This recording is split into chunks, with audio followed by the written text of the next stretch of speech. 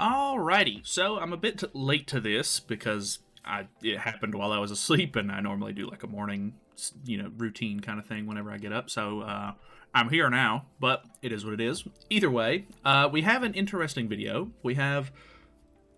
They're not necessarily, I don't want to say, well, I guess they kind of are leaks, but it's basically a Q&A system that Regents has set up with one of the devs at Netmarble that I guess he can sort of just get information from, and he has it public in his Discord.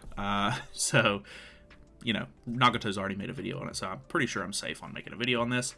But if not, I'll worry about that later. Either way, we have basically he has set up a system in his Discord where you can ask questions. He'll try to relay those questions to the developers if he thinks they're, actually worth asking. And then whatever he gets back, he's sort of sharing here. So I think this is the first round of Q&A answers that we're getting here. And I want to say he set this system up several months ago, so it's definitely taken a while to get these back, but very interesting stuff. We have one for Grand Cross, we have one for Origins, which I'm sure some of you might not be interested in Origins, but I'm sure a lot of you are, so if you aren't, I'll just put little timestamps or whatever in the video, so that way you can skip them if you want. But either way, let's go over the Grand Cross ones, and I'll start at the beginning. I'll sort of give my thoughts and opinions on each one. Very first question is: will they ever make more? Will they ever make any more combo ults? They were an amazing mechanic, or consider other character synergies. And the answer was: we are considering ideas for the next gen of units. So I think this is kind of what I'm expecting, to be honest. It says next gen of units, and I'm assuming that means that they're talking about the Four Knights of the Apocalypse content that's going to be coming after they finish up the story with Seven Deadly Sins. That's all speculation, of course, which all of this stuff is just, subject to change, so be sure to take all of this with a grain of salt, of course. But I think that whenever they end up doing, start moving into the Four Knights content, it'll be a really nice time for them to sort of refresh, kind of play, or start releasing content like it was day one again. I wholeheartedly hope that they are going to release a new set of rare and SR characters with the Four Knights content and characters that are in that series. And if they do combined ultimates with those characters, obviously they could be just sort of the same way that it kind of played out in Grand Cross on the initial launch. Which, I don't know, who knows, they might end up just kind of dropping it again after a little while, but combo oats were really, really nice. They were really cool. They give you an extra, 1,000 CC for characters whenever you have, a combo link, which is really, really nice. So, I don't know, I really like that mechanic, and it just, changes the entire ultimate animation, so very, very cool. So, a bit sad that they have kind of stopped doing that. Question number 2. Are you considering making an item or something similar to level up a character's ultimate without needing a dupe? This is a very interesting question. A lot of other gacha games sort of have a mechanic like this if you need multiple copies of a character. But we've never had one in Grand Cross. Originally, I think whenever the Super Awakening coin got leaked, I think a lot of people assumed it was going to be a way to level up ultimates. But the answer that we have here is events with collab units are being planned. And he says, yes, this is their answer. So I don't know if this is them saying, hey, we're going to bring back the exclusive characters so you have a chance to get copies of them, or if they're saying that we would like to implement an item just for collab characters because they're exclusive and you can't get them all year around. If that's the answer, if they are planning to add an item but it's only for collab units, I guess that is almost the best we could hope for. So that way, maybe once they implement that in, eventually they might extend it to the rest of the roster, and the rest of the characters that are in the game could potentially get one eventually. But it doesn't seem like this is a very concrete answer. It seems like at best they're just going to try to rerun content so that way you have a chance to pull dupes instead of actually adding an item, which is maybe a little bit of a letdown, because a lot of people, want to be able to, up their ultimates and stuff, but I don't know. I don't think it would be a very bad thing if you just made regular ultimate level increases. It could be kind of nice, or you could separate it into festival ones, so that way you can't use it on fest units. You'd have to have their own special coin, make them really hard to get, or God forbid, make it paid. I I don't know. Maybe avoiding it in the first place is maybe the best option, but it would be nice to get some of these characters' ultimate levels with just like a generic coin that you don't have to, I don't know, whatever. Question number 3. Are you going to expand the Guild War so more people can play?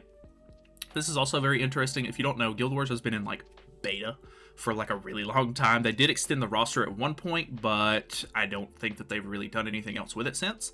And the answer is we have tried different forms and styles, but nothing is set in stone yet. So I'm assuming they're still experimenting with it.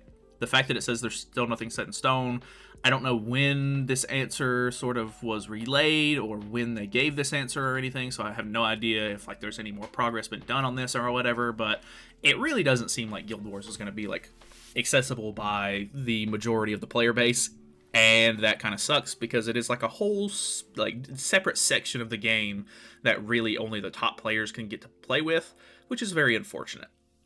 So that kind of sucks. Question number 4. What are your thoughts on improving old characters, such as giving them better stats and improving their ultimates? I don't like this answer. So the answer is, it comes up often, but nothing has been decided to not affect future characters, or future units. So, that's really stupid.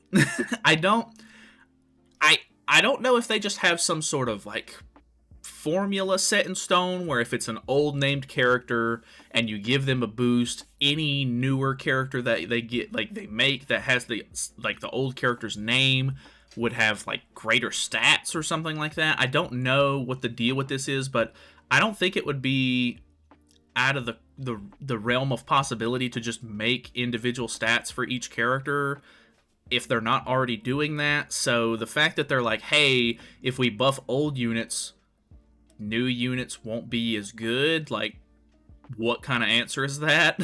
That doesn't make any sense at all. So I really don't understand the path of logic that the devs have on this one. Obviously, this is just one guy, I assume, sort of relaying this information.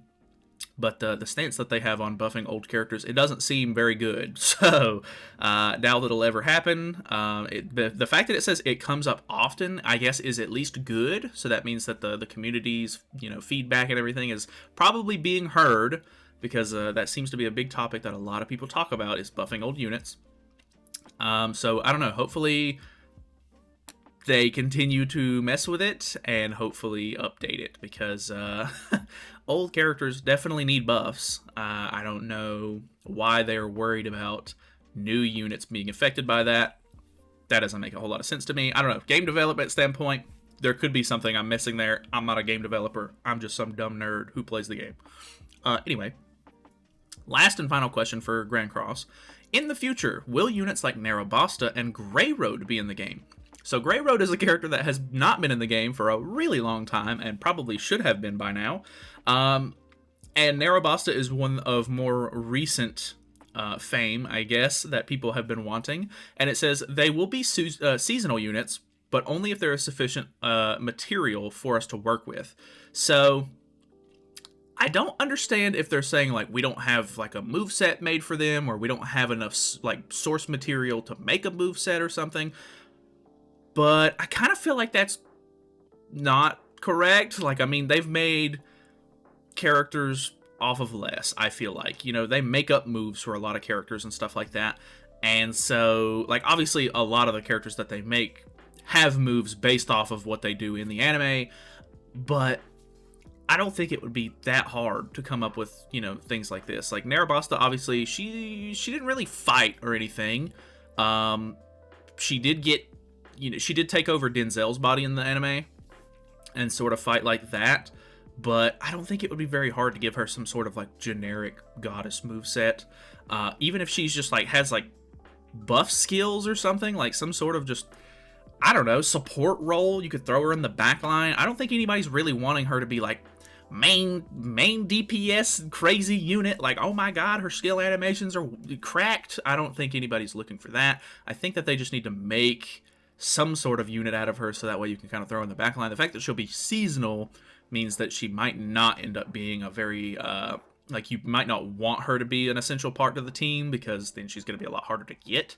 But Grey Road is one that a lot of people have been waiting for quite a long time, and I don't know. I never really understood why they didn't add Grey Road in, but I really don't know. I don't know that we'll ever genuinely see Grey Road in the game, but I guess they have plans. They just are waiting to see if it'll work out, maybe. Moving over to Origins. Origins is kind of interesting because the game's not out yet, of course, and a lot of these answers are kind of just like very vague, very like some of them don't even get answered. So question number 1, will Origins feature Ragnarok and or Catastrophe units? There are some special events planned, but I can't say too much. So I'm assuming that there's a lot less, maybe a lot less info just around for this game, or like they're a lot more tight-lipped about it. They probably have, you know, I would assume an NDA and everything, so can't be breaking that. But either way, I'm assuming they probably will do something with these characters, considering they've put so much time and effort into sort of developing them. But this is a whole new game, so they could just completely drop it all together, make their own new event for the new game. You never really know. This one has always been kind of a big concern for a lot of people as soon as they heard about the game coming out, and sort of Netmarble's involvement in the NFT crypto space, I guess. Will cryptocurrencies and NFTs be in Origins? I can't answer that, so that's a little bit concerning. Still, I don't know. I personally, I'm not into it. I don't know enough about it to be like, hey, that's a really bad thing, but nowadays it really does seem like crypto and NFTs and stuff like that end up being scams, like I would say like 90% of the time, which doesn't have a very good track record. So at least the stuff that you hear about it is always very vocal, so that's also another thing. But I think I would be more inclined to play, or to not play, a game that has NFTs and cryptocurrencies kind of integrated into it, more than I would be inclined to be like, oh, that's a cool feature. So I don't know. That one, it seems like there's not a whole lot of information that could be shared on that one. So question number 3 is, will there be any plans for collabs for Origins just like in Grand Cross? And he says, yes, we are preparing for the licenses for those. So that's a good sign, I assume. I don't know if they are going to do it like Genshin does. I think Genshin had a collaboration with Horizon Zero Dawn for the PlayStation originally. I don't think any of the other platforms for Genshin have that character. Maybe they do at this point. I don't keep up with that game enough, but I know originally whenever it came out on PlayStation, I think they did like a crossover event or something like that where you could get Aloy, which could be kind of cool. I don't know if they'll end up doing it because of the playstyle of this game. I don't know if they'll just do one character per banner, one character per collab, like how that whole setup is going to look like on this game, but I'm sure that'll get answered with time. Question number 4 is, aside from Ragnarok Catastrophes, will there be original characters from Origins? And he says, we are working on something special. So still very vague, not a whole lot of info there. And then the last question is, will there be PvP in-game? Which I think is a big one, because I think one of the biggest things that makes Genshin a game that is hard to make content for is that there's not a whole lot, like there's nothing that you can just regularly do that's actually entertaining or anything. Like there's dungeons or whatever that you can run, or I don't know, they have that tower, I don't want to call it a tower, but they have those like floor system like dungeon thing that you can run. I don't even know what it's called at this point anymore, because I really don't keep up with the game, but they have that, but there's no PvP, so there's no like active content that you can repeat or just do regularly that sort of gives you some sort of content. And the answer, he says, is we are looking into ways to implement PvP in a healthy way. So might not be in the game, but the fact that they're looking into it at least gives me hope that there could be, so that obviously is good. I originally, whenever I started playing Grand Cross, didn't really care too much about the PvP, but it really is, like, for a content creator's perspective, it's like basically the only way to make like regular content for this game, because there's only so much PvE stuff. Obviously there's a lot more PvE stuff than there was back in the day, but you know, people only want to see PvE stuff so much. PvP is kind of like the go-to, like, I want to play Grand Cross, like, let's play some PvP, blah, blah, blah, that kind of thing. So experimenting with teams, especially against other players, is like a big one. So PvP in the game would be really cool, but I obviously don't know if they'll end up scrapping it or whatever, because the game plays a lot differently than Grand Cross does. So who knows? Either way, those are all the questions and answers. Let me know what you guys' thoughts and opinions are on these, because they're definitely very interesting. I don't exactly know what to think about some of these, especially like the old characters getting buffed one. That one is really weird. The item dupe, or the character ultimate dupe thing, is kind of vague and weird. The Guild Wars thing, I figured Guild Wars would be ironed out at this point in the game's lifespan. We're at 3 years in at this point, so you know, you'd kind of hope that they'd have a game mode that's as exclusive as that one, sort of expanded on by now. But either way, that's pretty much it from me. Thank you guys so much for watching. Hopefully you guys enjoyed the video. Feel free to subscribe if you have not already, and I will see you in the next one.